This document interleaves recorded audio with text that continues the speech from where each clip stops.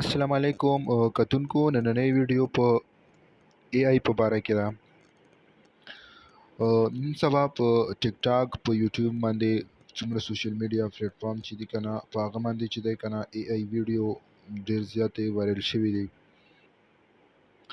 هغه باندې چې دی کنه صرف تاسو دا کار دی چې تاسو مطلب دې کې به ټیکسټ لیکئ، هغه به تاسو ته مکمل ویډیو وتاړئ. صرف یو پکچر به پکې اپلوډ کوئ، که هغه خپل پکچر وي او داسې په دې کې هم شته دی، که هغه مین والا وي، که اومن والا وي، که یو اولډ کس وي، هغه پکچر تاسو لګولی شئ او خپل هم په لګولی شئ. نو په دې باندې تاسو ځان له یوټیوب دپاره او ټیک ټاک دپاره دې دپاره تاسو ځان له ویډیو جوړولی شئ. په دې ټوله طریقه به تاسو ته په دې ویډیو کې زه وښوم. نو راځئ اوس به زه دې باره کې به زه تاسو ته مکمل ویډیو وښوم. دې کې به سرچ کوئ هایجن AI. چې کله تاسو دا سرچ کړه، دا برنی چې کوم لینک دی، بره ویب سایټ دی hygen.com، دا به کلیک کړئ. دې ویب سایټ ویډیو به تاسو ته په جیمیل راځي. په جیمیل باندې به تاسو ته دا ویډیو ملاوږي، هغه ځای نه به یې ډاونلوډ کوئ. نور کار تاسو دلته جوړول دي. دې باندې به کلیک وکړئ ټرای ډیمو آن موبایل. ښه، دې بره سر کې تاسو په یو پکچر ان کریټ یور ټلکینګ فوټو ویډیو ناو. دې لاندې ځای کې ګوره یو فیمیل دی، ایډیټ یور ویډیو سکرپټ. فیمیل میل، دې کې به تاسو میل سلیکټ کړئ. دا لاندې لیکل دي دا به تاسو کټ کړئ. دې کې به تاسو خپل لیکل وکړئ. دې کې به تاسو خپل لیکل وکړئ چې څه پکار وي، که په اردو کې لیکئ که په انګلیش کې لیکئ. My name is Ziaur Rahman.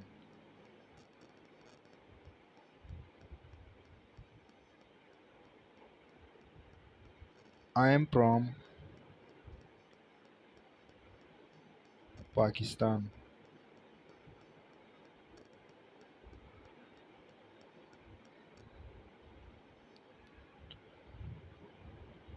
نو ګوره دا ټیکسټ ما په دې کې ولیکلو. بره به زه یو په دې کې یو پکچر ریپلیس کړم. فرض کړئ په دې کې زما یو خپل پکچر زه پکې ورکوم. دا پکچر زما ورکړه پکې. ګوره دا دلته سرچینګ چالو دی، بره به زما پکچر راشي او دلته لاندې چې زما کوم ټیکسټ لیکلی دی لکه my name is Ziaur Rahman, I am from Pakistan. نو دلته چې کوم پکچر راشي دا به اتوماتیکلی تاسو ویډیو ته کنورټ شي او دا ویډیو به تاسو ته په جیمیل باندې میلاوږي. بالکل فری، بالکل فری ویب سایټ دی، بالکل فری ویډیو به تاسو ته میلاوږي. دا لاندې چې کوم کنټینیو دی دا په کلیک کړئ.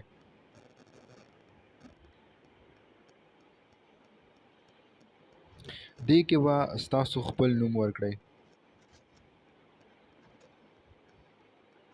دې کې لاست نیم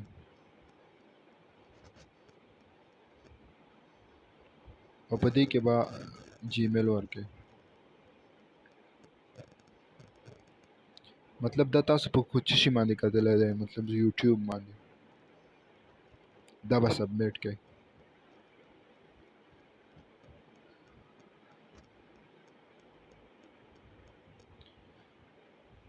نو بره لیکلی you will receive your video via email shortly.